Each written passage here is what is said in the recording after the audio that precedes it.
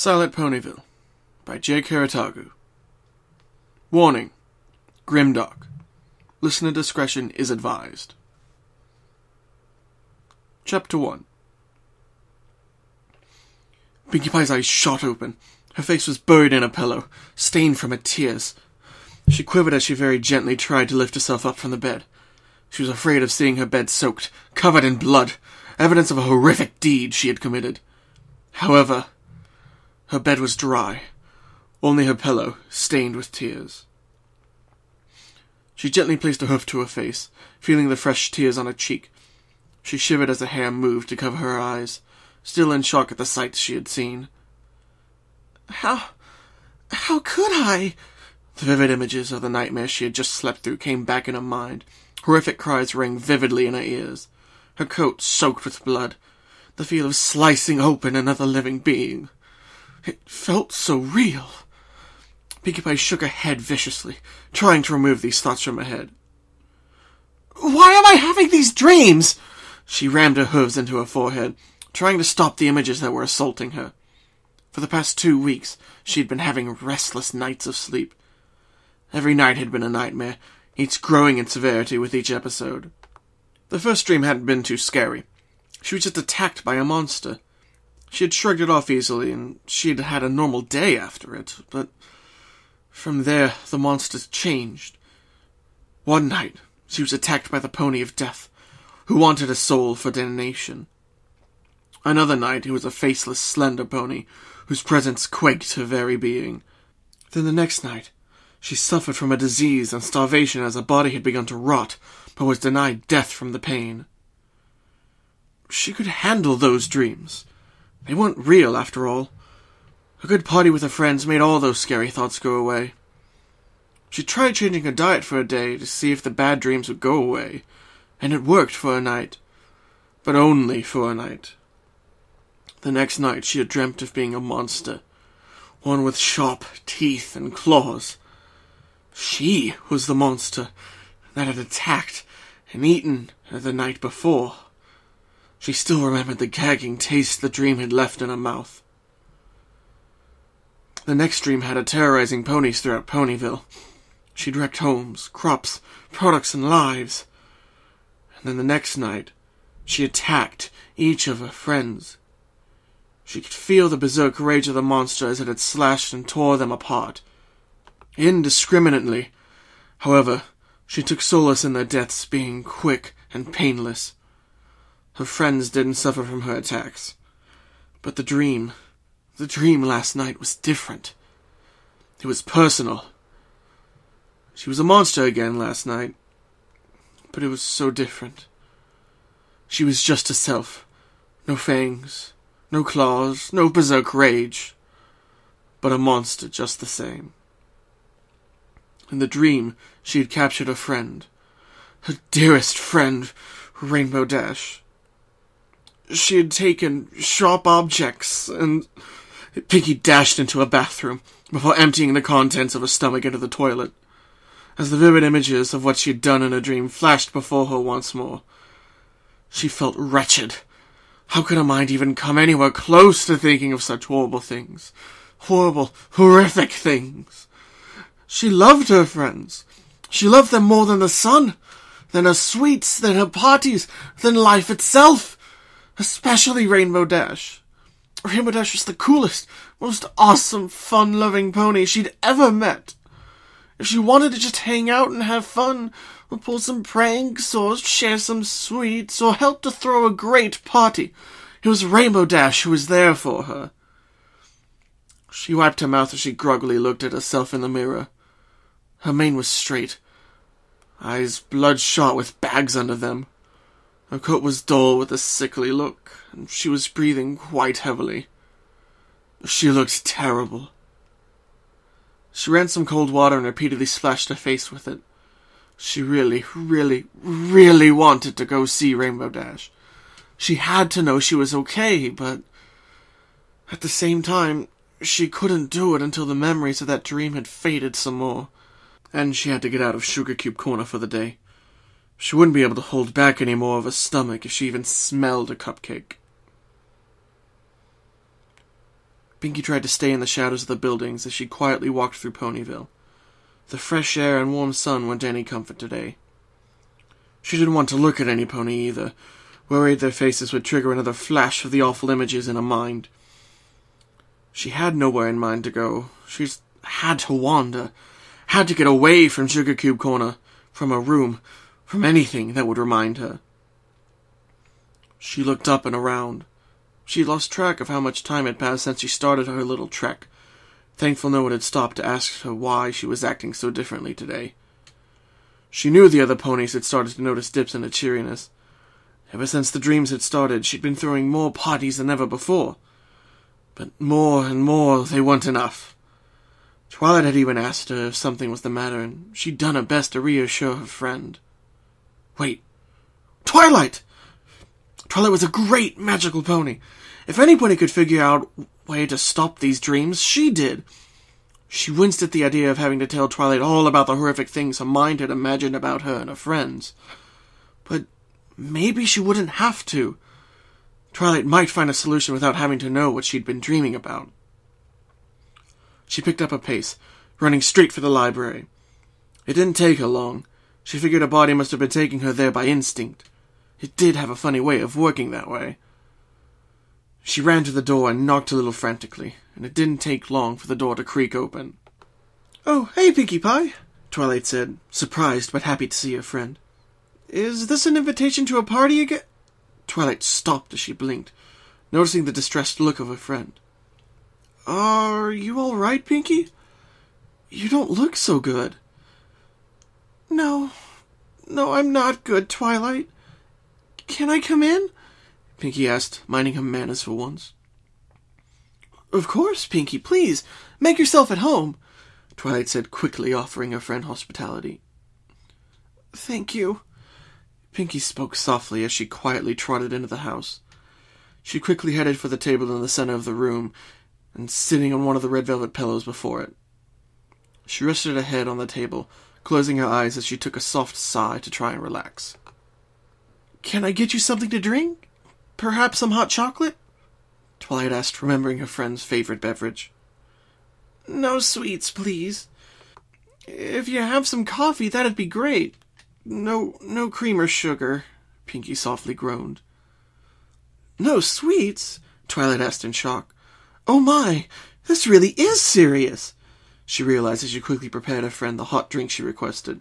She levitated it before Pinkie, who thanked Twilight groggily and began to drink. She grimaced at the bitter taste. "Pinkie, what's the matter? You can tell me," Twilight said, sitting down next to her downcast friend. Twilight could see the signs. Her mane was straight, her coat was dull, her eyes bloodshot with bags under them, and most noticeable of all, she wasn't radiating the energetic aura of Pinkie Pie. "Oh, Twilight, it's awful!" Pinkie put her hooves over her head. "It's the most awful thing that's ever happened to me. I can't even believe what's happened to me. It's so awful. I can't sleep. I can't rest. Even parties aren't helping. I need relief. I need to stop this, but everything I've tried only seems to make it worse," Pinkie said. Her voice was quivering. Twilight couldn't help but be surprised at how terrified her friend sounded. "Pinkie, tell me, what exactly is this awful thing that has happened?" Twilight tried to reassure Pinkie that everything would be all right. Pinkie took a big breath, steeling her nerves. "I've been having nightmares, Twilight," Pinkie finally said. "Awful, horrible, relentless nightmares. I was throwing more parties to forget them, but they kept coming. I tried changing my diet. I tried relaxing before bed. I even tried falling asleep while doing a handstand with a lemon in my mouth in the shower. Nothing works. And last night's nightmare was the worst of them all." "Nightmares?" Twilight said, tapping her chin for a moment. "1 second," she said as she got up and quickly ran over to a bookshelf. She began to pull out books, checking them out, scanning them one by one. No, not you. You're not right either." It took a moment, but Twilight finally pulled out a purple book and looked at it, satisfied. "Aha!" she said before trotting back to the table and opening the book, flipping through the pages quickly. "Nightmares. Twilight began after having stopped on a specific page. A dream of strong negative emotions. Common occurrence that most ponies will experience. However, if the nightmare should persist or become more terrifying with each episode, it could be several reasons. External forces such as medication or diet, which we've already ruled out, Twilight added an addendum. External stress from recent physical or mental events, or caused by a psychological event from any time during the pony's life that has left a deep impact. There are several ways to determine what kind of nightmare is being experienced, and what the best manner of treating them are, Twilight said before silently reading the next part. So, that book can help me stop the nightmares? Pinkie asked, hope rising in her heart. Looks that way. Of course, it can't stop you from having nightmares for the rest of your life, though. They're a normal part of sleep. But it can help you with your constant nightmare issue, she said, still reading. There's a spell in here that'll let me look into your mind and see the memories of your dreams. That way I can see what you've been dreaming about and apply the proper spell to try and help. The hope that had risen inside of Pinkie fell into her gut like a boulder into a lake. No, Twilight, Pinkie said, shaking her head furiously. You can't see my dreams. They're... Pinkie covered her face with her hooves. They're too horrible, Twilight. I don't want anybody to see what I've seen. Her voice was trembling. Tears were threatening to leave her eyes once more. She looked up when she felt Twilight's hoof placed against her shoulder, the look of concern on her face. I can't imagine what kind of dreams you've been having, Pinkie, but I can see the pain on your face. It's affecting who you are, and I can't just let this go. You came to me for help, and I'm going to help you. Please, you have to let me see what you've seen, so that I can help, Twilight pleaded with her friend. Pinkie lowered her head as she held back the tears burning at her eyes, swallowing hard as she knew her friend wanted to make everything better, and might have the power to do so. Twilight, Pinkie muttered in a hushed breath, holding back a sob. Yes? What is it, Pinkie? Twilight asked in a similar, hushed voice. Please, you have to promise me that what you're about to see won't change your opinion about me. Pinkie sniffed it deeply. I swear, Pinkie, I won't think of you as anything but the dear friend I know and love, Twilight said. Pinkie saw her smile. It was so reassuring, so comforting. Pinkie Pie swear? Pinkie asked one last time. Twilight just seemed to smile, a little amused. Cross my heart, hope to fly, stick a cupcake in my eye. Twilight did the motions of the Pinkie Pie swear, mimicking sticking the pastry into her face. Pinkie took a moment to let it sink in, then squeezed her eyes shut and lowered her head. All right. I trust you, Twilight, Pinkie Pie softly muttered. She did her best to prepare for whatever was going to happen next. Twilight nodded softly as she remembered the spell from the book, her horn glowing as light as she concentrated on it. She gently swept hair covering Pinkie's forehead behind her ear to hold it, then gently tapped the tip of her horn against Pinkie's skull. Leave me alone! The slender pony approached regardless. The static screeched at her as it drew closer. Pain shocked her body from one side to the other as blood seemed to splatter and cloud her vision, turning the world red. She fell to her knees, trying to grasp reality, before the pain and sound became too much to bear. There was a hole in her body. She could feel the worms wriggling in it, crawling up into her torso. They were eating her alive. The pain clawed into her very soul, but yet death would not come. Her body laid there, unflinching as the insects had their way, feeling every wriggle and slime of their bodies as they slid under her skin. Bones crunched in her teeth as blood dripped down her chin. The fresh taste of gooey flesh slid down her throat. Sharp teeth bored down again into the side of an earth pony's neck as the pony's head fell from her body, giving her a good chunk of flesh to chew. The taste was revolting, but she craved it. She had to have it. She had to have more. Her teeth dug into the pony's skull, crushing it as the inner organs began to dribble into her mouth. She had to have more. This one would never be enough.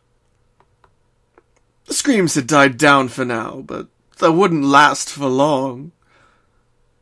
Why? Why are you doing this? It was the pained and frantic cry of Rainbow Dash.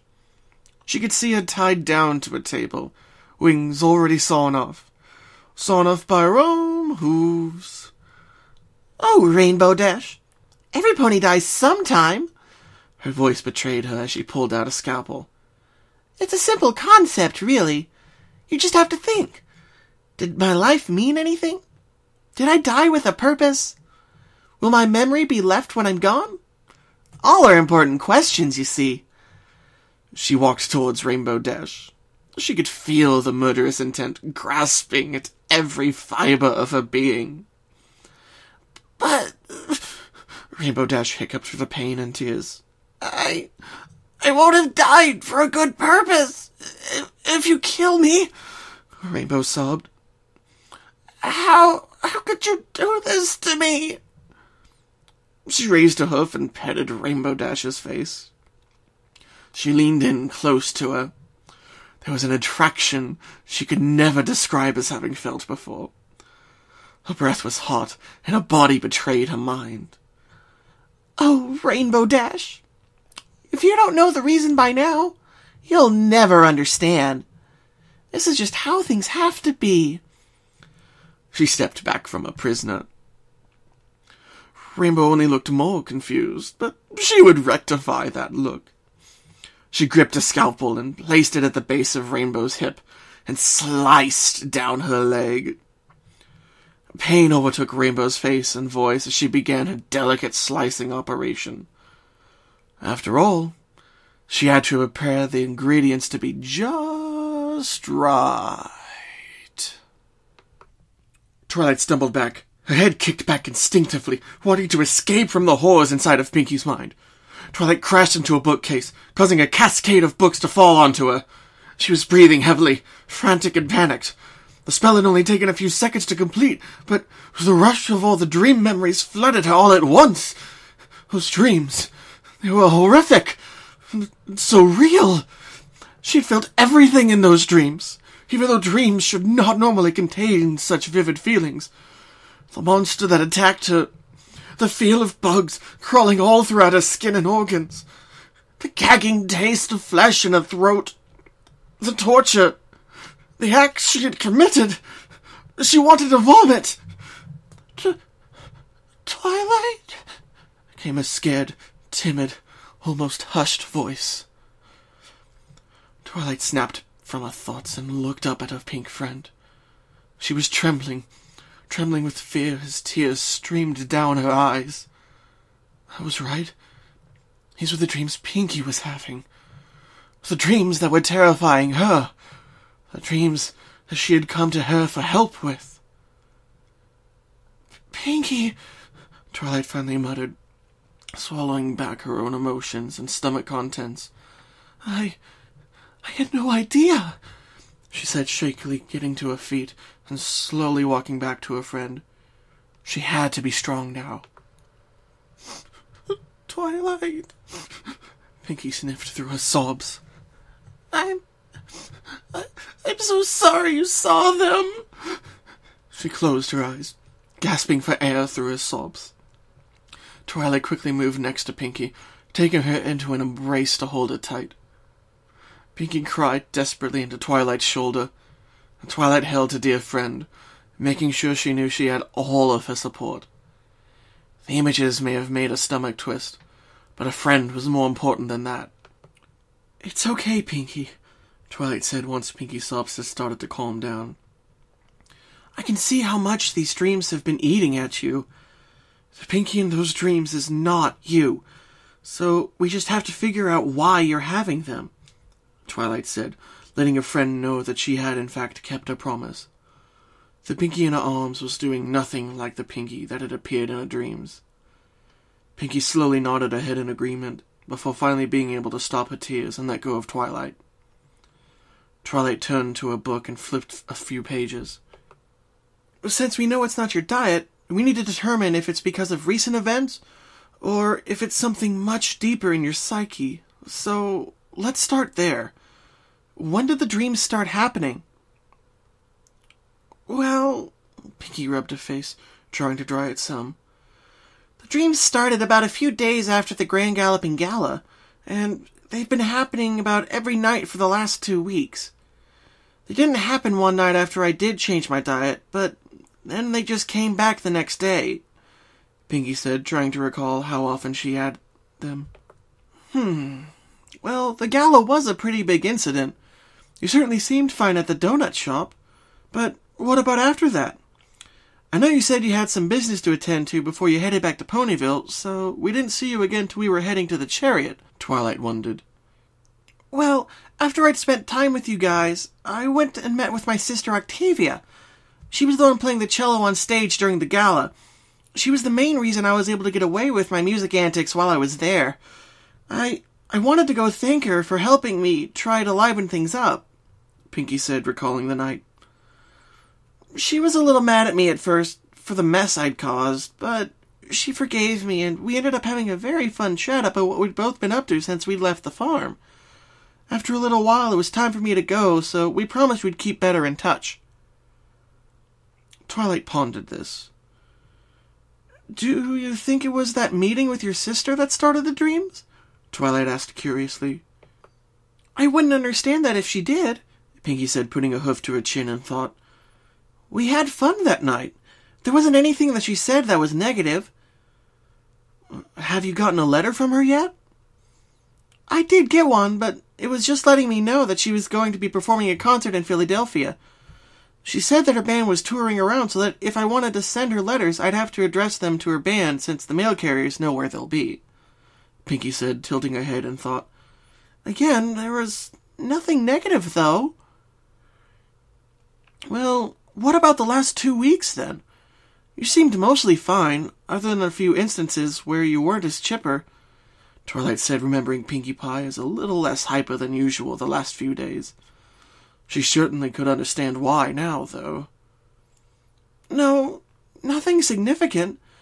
I've been throwing more parties because of the dreams, but it's just been life as usual in Ponyville, Pinkie said, shaking her head slowly. I see.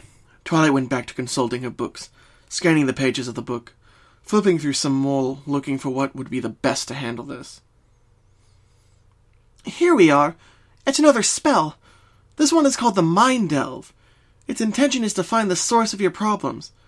It'll let us find out why you're having these dreams, be it a minor or major reason, Twilight said confidently. So don't worry, Pinkie. I'm going to make sure you'll be all better in no time. She gave her friend a confident smile. Thank you, Twilight, Pinkie said, giving a soft smile back. All right. The book says the spell can be a little disorienting at first, but that you'll get used to it. You ready? Twilight asked. Pinkie gave her a nod. Then here goes nothing, Twilight said, taking a deep breath as she concentrated once more, her horn flaring up with light. She lowered it towards Pinkie's forehead and gently touched her. Pinkie's mind did a flip and felt like it fell into a hazy fog. She lost track of her surroundings, feeling like she was falling from a very far height. The world was spinning around her as she felt wind rushing past her. Her stomach was rolling inside of her as she was inside of this intense feeling. She wondered just how long she was going to feel this way when she finally felt the world stabilizing with a thud that knocked the wind out of her. She gasped for breath, coughing a bit before feeling the sensation of a ground beneath her. She lifted her head up and shook it lightly before slowly opening her eyes. She was still in the library, that was for sure. But Twilight was missing. Why would she have left her alone in the library? Twilight? She called out, but the only thing that came back was a hollow echo. This was bizarre. The library seemed eerily quiet. even more so than usual when Twilight wasn't around. She looked onto the table, noticing two things on it: a bag and a note. She carefully read the words on the note. "You must cross the darkness to see the light." Pinkie looked at the piece of paper a little confused. Did Twilight write this? If she did, what did it mean? Was she supposed to take this bag with her? Twilight must know what she's doing after all. She wouldn't just abandon her here without a good reason. Pinkie opened the bag, looking to see if there was anything inside of it. And there were two things there. The first one was obvious what it was. It was a lantern. Inside was oil with a wick. There was a knob on the side. She assumed it would turn the lantern on. If she was going to use it, she'd have to make sure not to use up all the oil. She gently placed the lantern back into the bag. "What's this?" she asked as she pulled out a rectangular device. It had a dial on it and an antenna, but it wasn't an object she was familiar with. It had a face like a picture on it, with a circle on it that had holes. In her mind, it kind of looked like a miniature phonograph, but how would this tiny thing play music? In her hoof, it began to spring to life, playing a soft static sound.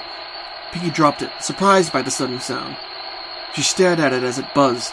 The sound seemed like a bunch of bees being mixed through a DJ table. She poked the device with her hoof, and after a few moments, the buzzing stopped. Pinkie looked confused, but had the gut instinct that it must be something important. She placed it back in the bag. "I guess Twilight believed I needed this bag. I'll keep her advice, then," Pinkie muttered to herself as she carefully strapped the bag to her back. She then looked around. The library seemed to hold no more clues for the moment, so she decided to step outside. She felt more comfortable now that she had visited Twilight, so maybe she could go visit Rainbow Dash now. "Huh?"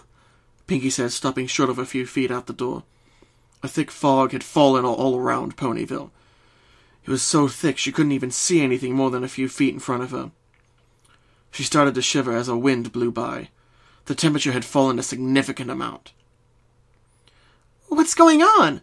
I've never seen this kind of weather in Ponyville before," Pinkie asked, confused. "Did Rainbow Dash do this? Why would she?" Pinkie knew she had to find Rainbow and talk to her now. She quickly began to run off towards Rainbow's house.